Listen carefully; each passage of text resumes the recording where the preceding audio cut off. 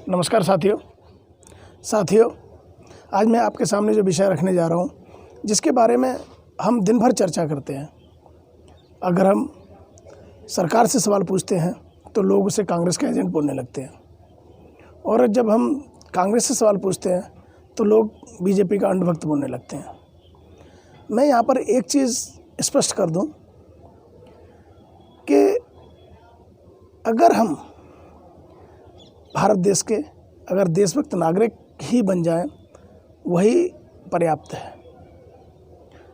देश का नागरिक बनना आज के समय में सबसे कठिन काम है, क्योंकि अगर देश का नागरिक हो, अगर देश के नागरिक होने को महसूस करते हो, तो आप सरकार से या कहीं न कहीं उन माननीयों से प्रश्न करोगे जिनकी जिम्मेदारियां बनती हैं।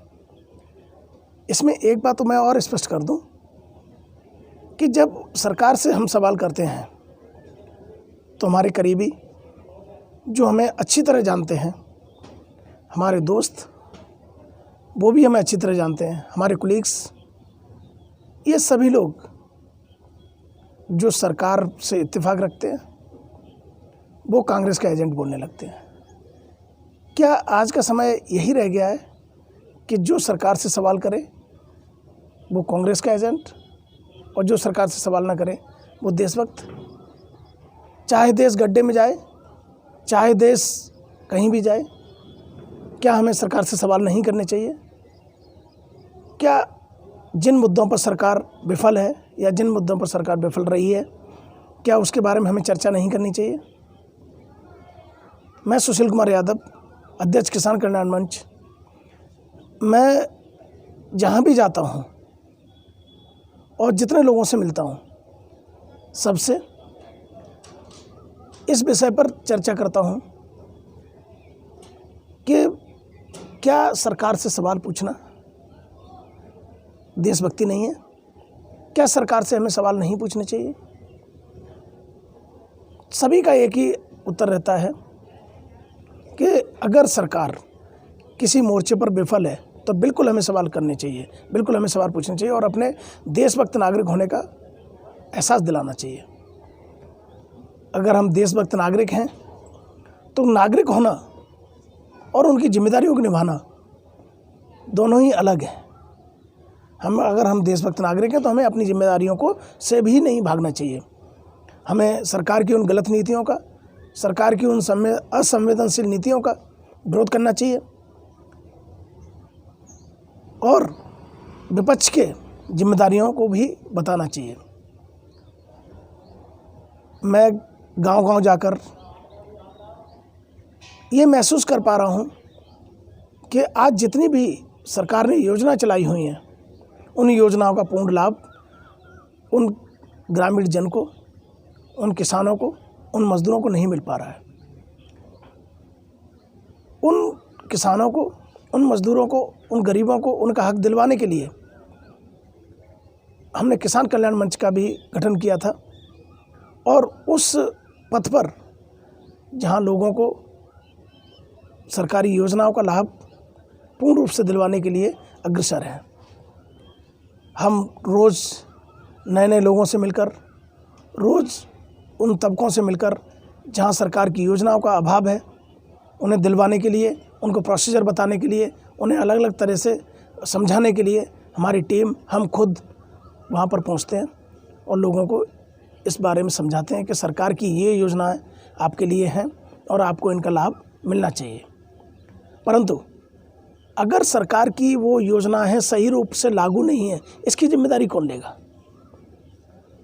अगर इसकी जिम्मेदारी भी सरकार की है तो हमें बिल्कुल सरकार से सवाल पूछने का हक है, जिसमें किसी को भी अगर ये लगता है कि ये कांग्रेस के एजेंट हैं, मुझे मेरे दोस्तों ने, मेरे कुलीग्स ने और कभी कभी करीबियों ने भी ये चीज़ें कहीं कि आप अगर सरकार से सवाल पूछेंगे तो आप कांग्रेस के एजेंट हो।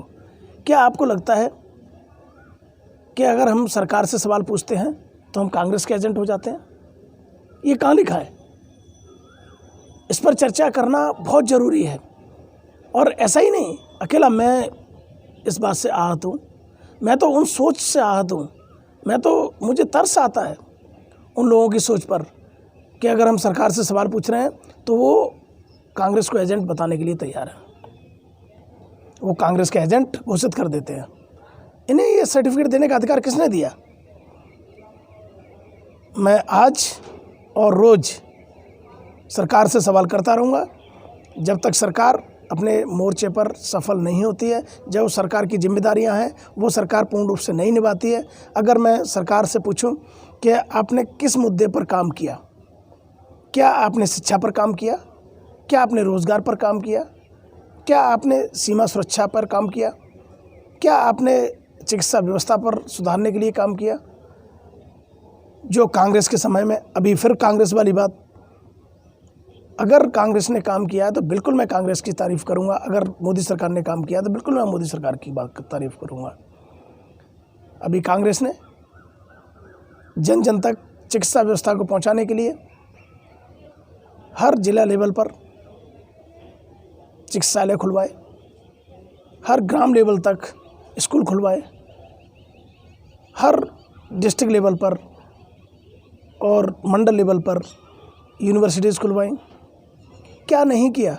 मैं मानता हूँ कुछ स्पीड धीमी होगी, लेकिन क्या मोदी सरकार ने आकर इस स्पीड को तेज़ किया? नहीं। इवन कांग्रेस की बनाई हुई संपत्ति को, कांग्रेस की बनाई हुई एजेंसियों को बर्बाद किया, बेच डाला। देश को बेचने का हक किसी को नहीं है। मैं देश को हरगिज़ नहीं बिकने दूंगा। मैं देश को बिकने से पहले सरकार से सवाल करूंगा, सरकार से पूछूंगा, अगर ज़रूरत पड़ी तो इसके लिए जन आंदोलन भी करूंगा कि सरकार सरकारी संपत्तियों को प्राइवेटाइजेशन की तरफ ना ले जाए, इनका व्यक्तिगतीकरण ना करे। प्राइवेटाइजेशन से बिल्कुल ज़रूरत है, प्राइवेटाइजेशन की भी ज़रूरत है, लेकिन पैरेलल प्राइवेटाइजेशन की ज़रूरत है, न कि सरकारी संस्थाओं को ध्वस्त करके उनका प्राइवेटाइजेशन किया जाए। मैं सभी अपने जानने वालों से, अपने कुलीग से, अपने दोस्तों को फिर एक बार कहना चाहता हूं कि सरकार से सवाल करना कांग्रेस का एजेंट होना नहीं है। सरकार से बिल्कुल सवाल किए जाएंगे, क्योंकि सरकार को हमने मैंडेट दिया है, हमने उन्हें वोट दिया है और सरकार बनाई है। ये सरकार इसीलिए बनाई है क्योंकि सामाजिक और राजनीतिक मुद्दों को ये सरकार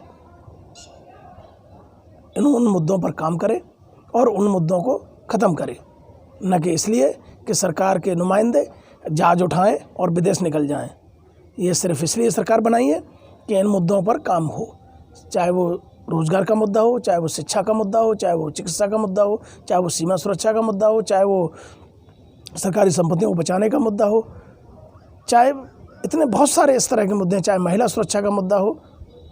मैं ऐसे 100 मुद्दे गिना सकता हूं जिन पर सरकार को काम करना चाहिए, लेकिन सरकार इन पर कोई काम नहीं कर रही है। सिर्फ जनता को बेवकूफ़ बनाने का काम उसने अच्छी तरह किया हुआ है, लोगों को भ्रमित किया है, जिससे लोग उस भ्रमित होने पर उसी भ्रम जाल में फंसे हुए हैं। उन्हें सही और गलत की पहचान नहीं रही है।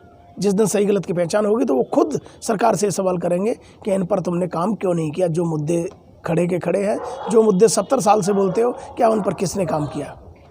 नहीं करना चाहिए? बिल्कुल करना चाहिए, और मैं सवाल करता रहूँगा और हमेशा करता रहूँगा। जय हिंद, जय भारत।